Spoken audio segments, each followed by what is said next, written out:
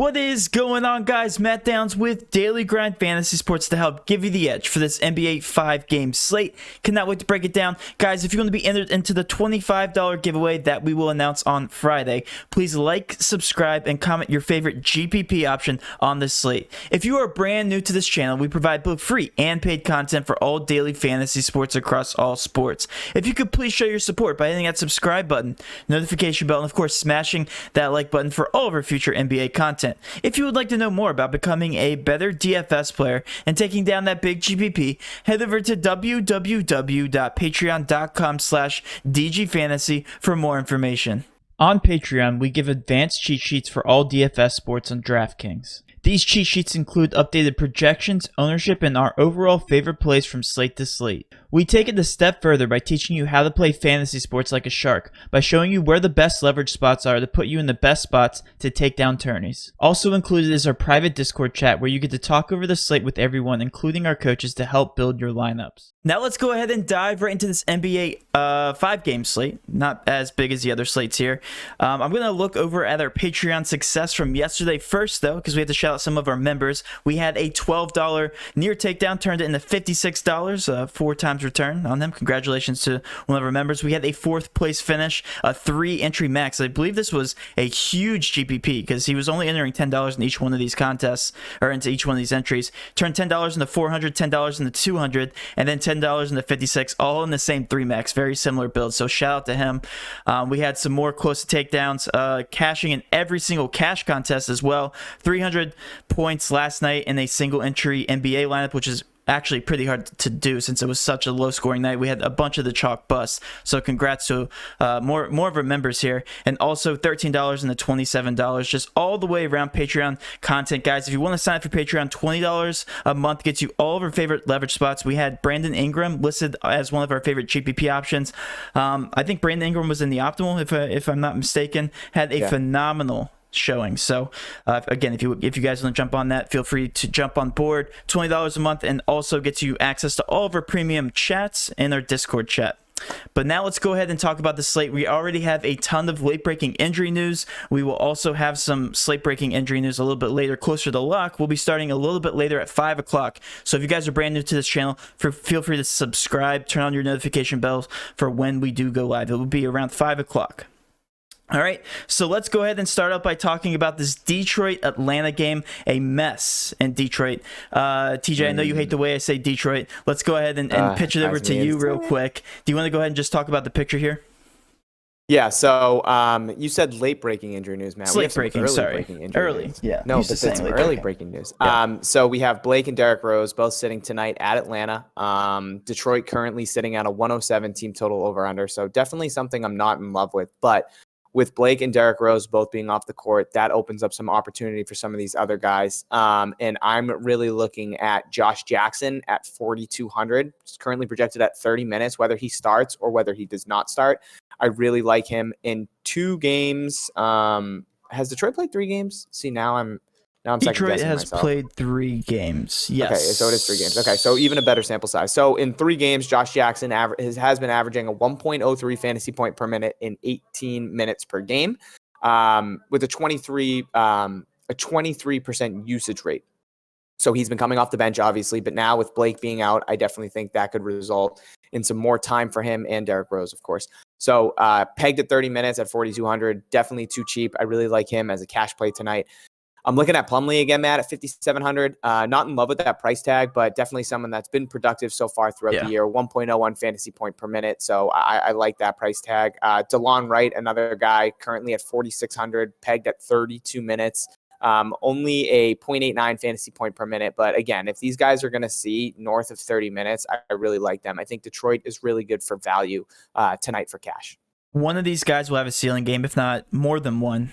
They just have to. Look at these price tags, TJ. Like Detroit you said, has played 2 games. Okay, 2 games. Okay. $5,900, and Jeremy Grant is literally the highest Jeremy price Grant, tag. Are you kidding me? And then Mason Plumlee next at $5,700, Delon Wright $4,600, and then they're all cheaper than that. One of these guys has to hit value. They are literally forced to because they play against Atlanta, a pace-up spot for them. It's actually the second highest over-under on the slate, which I was actually surprised at because we know Detroit historically plays at a very low pace. So I'm definitely a fan of that. And just looking at the price tags, like I said, they just have to hit value. They have to be on the court. They have to play basketball. I'm not saying it's going to be the best game. Atlanta is favored by 10 points. But, I mean, this just it reminds me of the Golden State Warriors last season, where it was just the entire season just targeting this bad team, specifically because of the injury news. Detroit is in that same boat. So definitely love the price tags here. We're going to be targeting them and another team we'll talk about a little bit later for value. If you're going anywhere else but this team and another team, you're doing the slate incorrectly, at least right now. We still have to pay attention to Brooklyn, because Brooklyn still has that pending injury news from Kevin Durant. But to jump back on board here, I completely love every single one of these plays. We don't know too much about this rotation, but again, the price tags, way too cheap. Yeah, and Grant looked fantastic against Cleveland. He went for 10 points. times value. Yeah, he went bonkers. So yeah, so I definitely love everybody here. Let's go ahead and switch over to Atlanta. Not too intriguing. We know that Capella is expected to play finally at $5,900. Definitely love Capella. I love when he played in Houston. Gallinari is a game time decision that will affect things. What are your thoughts here on Atlanta? Yeah, so this is the first time we're going to see Clint Capella actually play as an Atlanta Hawk, if I'm not mistaken. So definitely something to keep an eye on. That'll be interesting to see how he meshes with a guy like John Collins, assuming Capella plays at the 5 and John Collins plays at the 4, which is, that's what we'll see. If Gallinari's out, I think that shakes some things up. That's 25 to 26 minutes dispersed throughout the roster. But I don't really have any interest in any of these guys in terms of cash. Potentially John Collins, I guess. Maybe Bogdy at 4,700 too. That I have my eye on him. Kind of a sluggish start to start the year, but definitely somebody I want to keep my eye on. I'm a huge Bogdy guy, especially when he was in Sacramento. So more of tournament plays for me from Atlanta, but we'll see how things shake out throughout the day.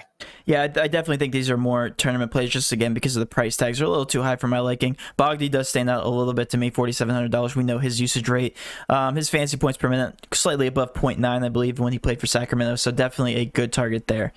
All right, let's switch over to Memphis and Brooklyn. Memphis, I'm just going to straight up say it. All tournament plays, not too much value here on this team. John Morant, Dylan Brooks, Kyle Anderson, to name a few. Kyle Anderson at $5,100 does provide a safe floor. We know he does a little bit of everything. Right now, Jaren Jackson out, Melton also out, and Winslow out. Not too much to be looking at here. TJ, do you agree with that? Yeah, again, more tournament plays. Tough matchup against Brooklyn. I think this game could be a very high total in points. Obviously, the highest over-under that we see on the slate at 232. The only game that is over 230. So definitely interested in some of these tourney plays. I want to see what these ownerships come in at. If they are low, I'll be all over Memphis. For sure. But again, nothing cash-wise. Don't have any interest. Maybe like Grayson Allen, 3,800 as a last piece, but yeah, I'm gonna stay clear on this game in terms of cash. Yeah, and Grayson Allen has been pretty consistent when given minutes. 29, 27 minutes is hit value. Dylan Brooks as well. Yeah.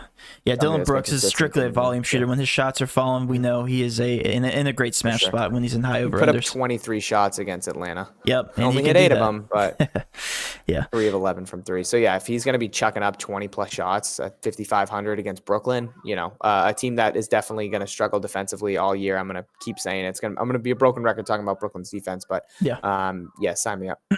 Now let's go ahead and talk about this Brooklyn team, because right now Kevin Durant is technically questionable. However, they're coming off a back-to-back in a season, a season where he sat the entire season. So I can only expect he's going to rest. That's what you think. That's what I think. Let's talk about them assuming that Kevin Durant is going to rest, TJ, and just play it safe if you don't mind. Mm-hmm. Okay. So if he sits on this back-to-back against Memphis, like I'm all in on Kyrie in terms of cash as long as Kyrie goes. We talked about it, Matt. I feel like one of these guys is probably going to sit tonight. And if I had to lean, if KD is questionable, we're not going to sit here and say that KD's out. But if he is out, then yeah, I definitely love Kyrie at 9K. A guy that so far through 3 games is averaging 1.43 fantasy points per minute, garnering a 31% usage rate, which is the highest in the team. Or second highest, I guess, behind LeVert by 0.1. So I really like him. And then whoever steps into that, whoever is going to start for KD at the 4 would definitely be somebody I keep my eye on. But most likely, I would really like Kyrie. I would really like LeVert then at 6,600. Spencer Dinwiddie currently is game time decision as well. So somebody we need to keep an eye on. He exited the game yesterday against Charlotte. So Brooklyn's definitely somebody you need to monitor throughout the day. So with Dinwiddie, if Dinwiddie is out, maybe that puts a little more pressure on KD to sit. If they do sit KD and Dinwiddie tonight, then this is a team you're going to want to target in cash. Maybe a guy like Jeff Green could get the start at the 4, and at 3,500, I think that would make him a fantastic cash option.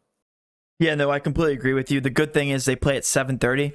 So we will know the status before lock, and hopefully we know it during the time of our live stream for you guys, so we can break it down for you guys. But let's go ahead and move on past that. Utah and OKC, definitely an ugly game. I can almost say this with certainty. You can pretty much avoid all these guys in cash, strictly GPP, and I'm not going to waste anybody's time. TJ, do you have anything to add to the Utah Jazz? Yeah, I mean, they keep putting Gobert way too cheap as to what he should be. I talked about it opening night at 6,800. Talked about it against, that matchup, him and Cat banging down low, where it's been historically a good one. He's hit value in both these games. So if he's going to continue to be sub 7,500, I really like him for tournaments. So I'm interested to see where his ownership comes in at. But again, I think this would be a good matchup for him. Yeah, this good matchup for him down low against Al Horford. So I really like him at that price tag again at 7,400. Donovan Mitchell also got a price decrease, which makes him decrease $7,600. Yeah, $7,600. But again, the over/under's at 219. Switching gears here, looking over at OKC, all their price tags they're actually a little high for me. Al Horford at 6,000, SGA at 8,000, Dort at 4,300. I know you like Dort. Do you want to talk about him real quick? Yeah, I think he looked pretty good in his opening game, and he took 12 shots, which is something that I like to see because obviously a defensive specialist. So if he's going to be chucking up shots and playing 35 minutes at 4,300, I think he would be a good last piece in terms of cash. The usage was around 16.5%, which I like. George Hill obviously looked fantastic opening night against Charlotte at 3,400. He was much too cheap. He was somebody that we talked about as a cash play, 2 days ago when they did play Charlotte. So only played 24 minutes and still had 34 DraftKings points. So somebody to keep an eye on as well if he continues to start and plays around 24 to 26 minutes. I don't hate George Hill. I mean, these guys are just really cheap, Matt, in terms of salary. Like I could get behind SGA at 8,300. I could go back to the well. Horford 6K, Baisley 5,700. Like these guys are all going to play minutes. So I think they make for an intriguing tournament option. But in terms of cash, probably off of them just because, they have the lowest team total on the entire slate. So there's way too much value on the slate. And speaking of value, let's go ahead and talk about that value because Houston, oh boy, let's talk about them. James Harden, he is the only guy playing on this roster right now. What's that? I said he's only 11 too. He's only 11, and that's actually funny to say because, when we think back to the CP3 days, the Russell Westbrook days, when he was the only guy playing on this horrible team, he was getting up to $14,000. I'm not kidding. For any of you guys that are new to NBA, we're used to seeing James Harden around $13,000 to $14,000 when he is the only guy on this team. Okay, just keep that in mind. 11.2K, definitely some value options here. Hopefully you guys saw the thumbnail. That is James Harden, what he looks like right now. Just still a beast, still an absolute beast. At 11.2K, 36 minutes is what he's projected at. I think that's conservative. He literally could play 38 minutes, assuming this does stay close against Denver. What are your thoughts on this Houston Rocket team in general, TJ? Yeah, I mean, went into overtime against Portland. He put up 43 minutes. Only took 22 shots, which I was kind of surprised by. But even still, he finished with 79 DraftKings points. Unbelievable. Triple-double. Oh, no, excuse me. Only had 4 boards, which is something weird that we're not used to seeing. In these type of games, we can just most of the times just put him down for a triple-double. But with the addition of Christian Wood, I don't think he needs to rebound as much. So at 11-2, I still think he's far too cheap. I don't care that they're a 108 over-under. He's a lock for me in cash. In that opening night, he averaged 1.82 fantasy points per minute and a 34% usage rate. So I really like Harden at 11-2. He should be way more expensive than that, especially with all these guys still out because of COVID. Okay, now let's talk about let's talk about the rest of the clan here for the Houston Rockets because it's James Harden and everybody else. We have PJ Tucker at $4,800. We have Daniel House at $4,800. We have Tate, $4,100. Nwaba at $3,700 playing 26 minutes. I'll go ahead and draw the line there because the other guys shouldn't get too many minutes. Are you looking at anybody else in terms of value here for this team? You missed my man Christian Wood. Value plays is what I'm talking about. Yeah, but okay. Christian Wood has been absolutely... he's been a monster to start the season. Yeah, I think when you're looking at Houston, I know I talked about this on their opening night. Obviously, they didn't play against OKC because they didn't have enough able bodies. But I talked about James Harden and Christian Wood being auto locks and cash. And then I talked about Sterling Brown. But when Sterling Brown didn't get the start, I pivoted to David Nwaba. So yeah, I think in terms of cash tonight, you're locking in Harden, you're locking in Christian Wood, and you're going from there. Christian Wood opening night, 1.23 fantasy points per minute, and actually had a 28.4% usage rate. So only a 6% usage rate off of James Harden, and 10% usage rate higher than the third closest guy, which was Nwaba, at 3,700. So I'm locking in Harden and Christian Wood for cash. Both of them are far too cheap, especially with everything going on with the Houston Rockets. And then we draw the line, Matt, and then it's kind of picking and choosing. Yep. I liked what I saw out of Jashawn Tate. He played 37 minutes. So obviously we have to take into account overtime. But if he's going to play 30 plus minutes, I really like him at 4,100. This was a guy that, opening night averaged, it was only 0.62 fantasy points per minute and a 13% usage rate. But if he's going to see that opportunity at a cheap price tag, I don't hate him. Obviously going to go back to the well with Daniel House and PJ Tucker. Hated what I saw from Daniel House opening night, but, got to give guys second chances. We know he can knock down some shots given the opportunity. And then, if Nwaba is going to start again at 3,700, I definitely like him. So I think all these guys are in play. House, Tucker, Tate, Nwaba, all of them should get minutes. So again, if they're going to get the minutes, it's obviously going to be Harden and Christian Wood 70% of the time, but that other 30% of the time, someone's going to have to step up. So one of those four guys 100% will, and I'll have exposure to all of them. Yeah, Detroit and Houston for value. Again, it's just a matter of selecting which ones are going to be the highest owned. I can only expect that guys like PJ Tucker are going to be very low owned just because they suck. We know that PJ Tucker took the most threes corner threes out of any NBA player any NBA player last season, which was absolutely insane of a stat. I actually didn't realize. He's literally just going to sit in the corner and chuck up threes. So that's his role. If he can get the $4,800, hit that value at about 22 points, definitely like him for a GPP option. Same thing with Daniel House. Again, PJ Tucker does play the entire game. It's just a matter of what he'll do in those 43 minutes. Daniel House, great play. Nwaba, won't repeat everything you just said, but again, value across the board for Detroit and Houston.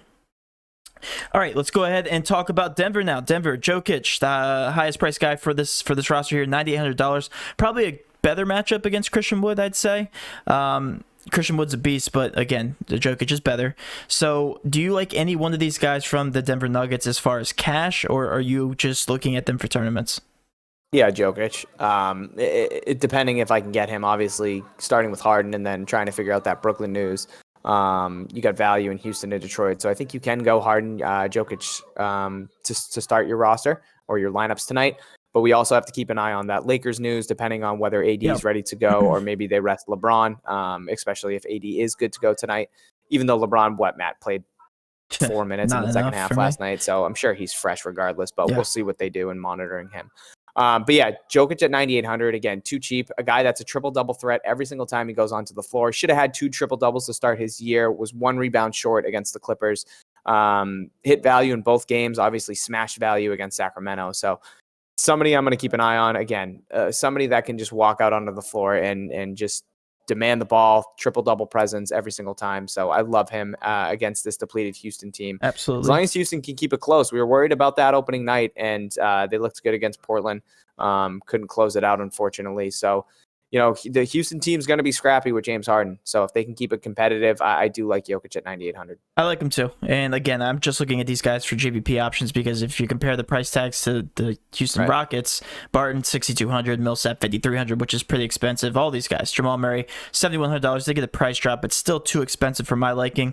We're going to go ahead and move on to the last game where we have injury concerns for the Lakers. Portland is without Carmelo Anthony. Lakers. Yeah, always injuries. The Lakers. Anthony, Collins, Little are all out for the Portland Trailblazers. Do you have any interest in these guys with those injuries? Not really. CJ McCollum was a walking bucket against Houston. So if he's going to shoot 30 times again and Dame's just going to move over, I like him at 8,100. They had them two, Dame and CJ combined for 58 shots against Houston. 58. I believe it. Absolutely absurd. So yeah, I definitely have interest in both of them. Always will. But if CJ is going to be that aggressive, like we saw against Houston, then yeah, I like him at 8,100. But besides that, Derek Jones at 4K is somebody we're keeping an eye on. Matt played 36 minutes against Houston. Just that opportunity as a whole. He only needs 20 DraftKings points technically to hit value. So I think that's something he should be able to do in 32 minutes. Without Melo 36 minutes. Yeah, in 36 minutes against Houston. played 19 minutes. Melo has been out to start the year. So, given that opportunity for Derrick Jones and starting, I definitely like him as like a last piece, cheap option if you need it. But again, there's better value in Detroit and there's better value in Houston. I also don't think we can count on Damian Lillard and CJ McCollum to put up 58 shots again. I mean, right. that's a little tough to ask for from 2 back-to-back games. But again, Derrick Jones almost hit value even when they did that. So I still am on Derrick Jones. Yep. Yeah. All right, so let's go ahead and move over, last but not least, to the LA Lakers. We don't know what the status is on LeBron or AD as of right now. We can only expect that AD is going to play, and LeBron probably going to be limited if he does play, just because, again, they're like my bold prediction on the stream to start the season was they're going to pull back his minutes. Okay, so if they are going to blow away teams like this, he's not going to play at all in the fourth. I think last season we saw him still playing even when they were in blowout games, just because it's LeBron James. The Lakers, the whole aurora around him playing for the Lakers, just they want to see him on the floor. But I don't think so. Yeah, I don't think at this point in the season we're going to be seeing a lot of LeBron James to start the season. So LeBron James and AD are going to be in question as of right now. TJ, what are your thoughts on this team? Yeah, I mean, right now I have more interest in Harden and Jokic than I do the AD LeBron pairing.